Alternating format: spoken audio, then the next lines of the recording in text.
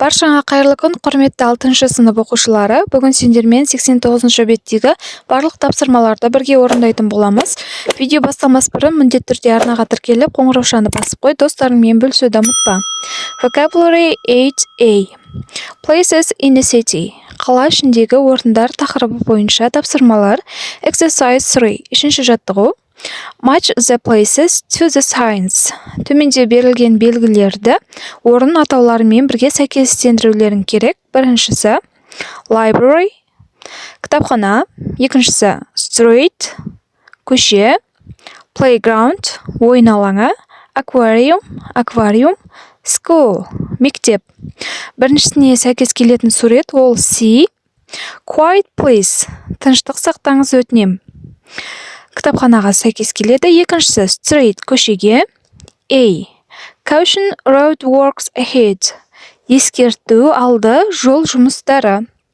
A дұрыс келеді бұған. Үшіншісіне playground, ойын алаңына. D дұрыс келеді. No dogs, children's play area. Иттерге болмайды, балалардың ойын алаңы деп тұр. Бұған D суреті дұрыс келеді. Төртіншісі аквариум. И суреті дұрыс келеді бұған.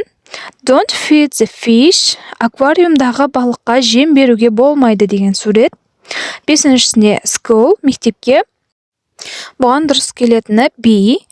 Teaching staff only. Тек оқытушылық қызметкерлер белгісі. Келесі shops and products. Дүкендер және азық-түліктер. Exercise 4. Төртінші жаттығу.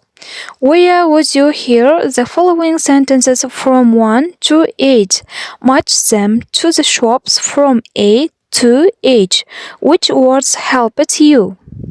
Төртінші жаттығуда төменде берілген 1-ден 8-ге дейінгі сөйлемдерді қайдан естідің және соларды A-дан H-қа дейінгі дүкендермен дұрыс сәйкестендіріп шығу керек.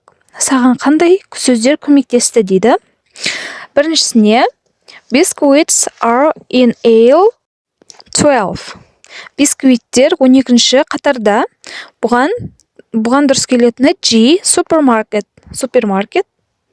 Екіншісі I would like a bunch of tulips, please.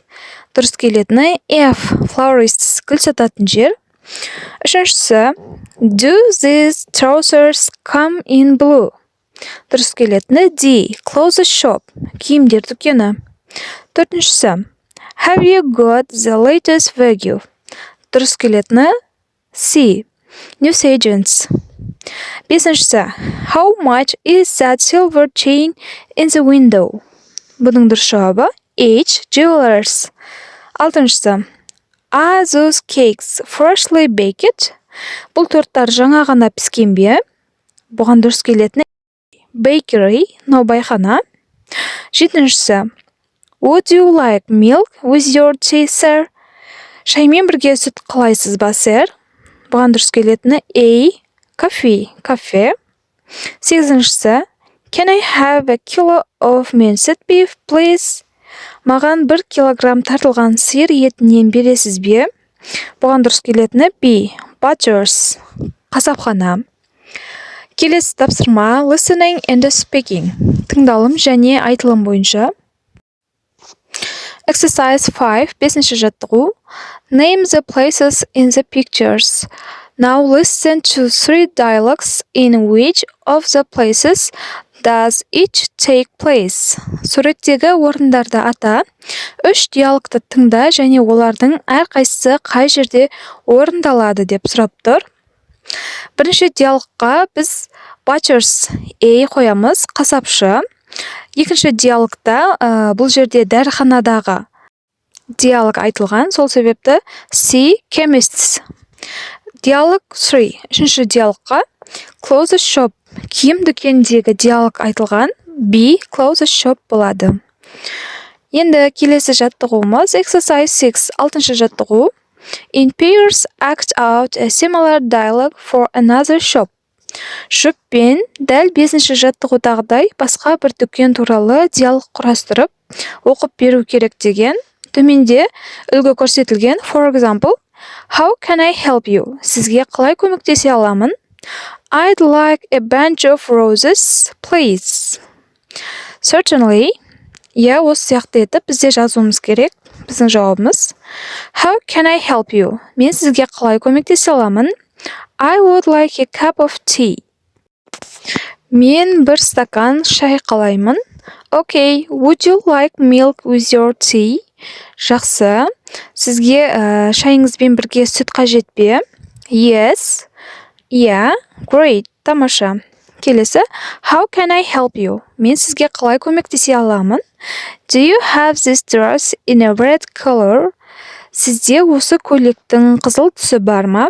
Certainly, әрине. How much is it? Бұл қанша тұрады? It is 3000 теңге. Okay. Бұл 3000 теңге тұрады. Okay, жақсы. Келесі тапсырмамыз Linkers Contrast Exercise 7. 7-ші жаттығу.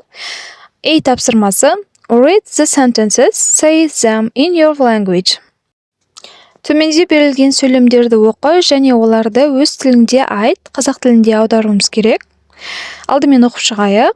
There are many tall buildings in New York, whereas in Dublin most buildings only have a few stairs.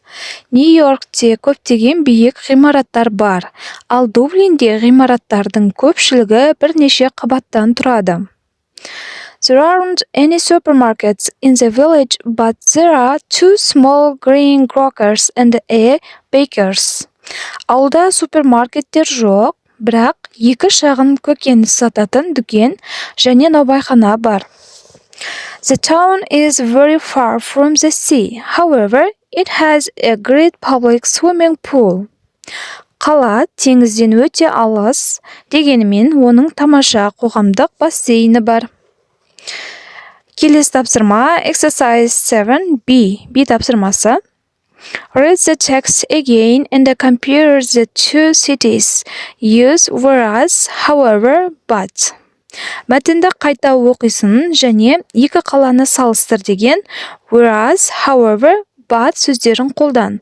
Whereas дегеніміз ал, however, алайда, but, бірақ деп аударылады. Verona in Wisconsin is a small city, whereas Verona in Italy is a large cosmopolitan city. Енді мәтінді оқып, жоғарыдағыдай байланыстырушы сөздері бар сөйлемдерді жазып шығамыз. Verona in Italy is an ancient city, however, it has a lot of trendy nightclubs and cafes.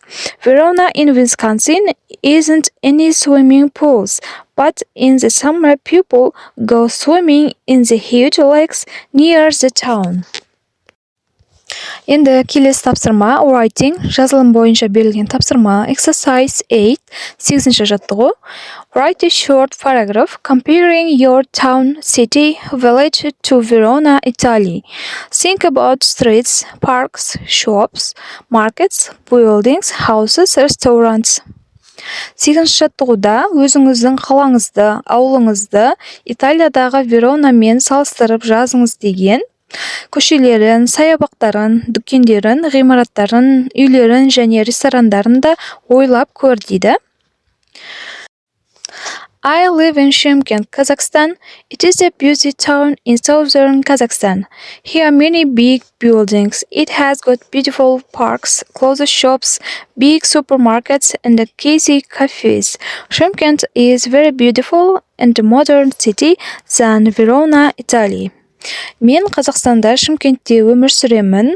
Бұл өте қарбалас қала оңтүстік Қазақстандағы және мұнда көптеген биік ғимараттар бар. Және де бұл жерде әдемі саябақтар, киімдер дүкендері, үлкен супермаркеттер және жайлы кафелер бар. Шымкент Италиядағы Веронаға қарағанда өте әдемі және заманауи қала. Міне оқушылар, жазылым бойынша берілген тапсырмаға менің жауабым осы. Бүгін сендермен 89-шы беттегі барлық тапсырмаларды бірге орындадық. Егер видео ұнаған болса, міндетті түрде арнаға тіркеліп, қоңыраушаны басып қой, достарыңмен бөлісуді ұмытпа. Келесі кездескенше.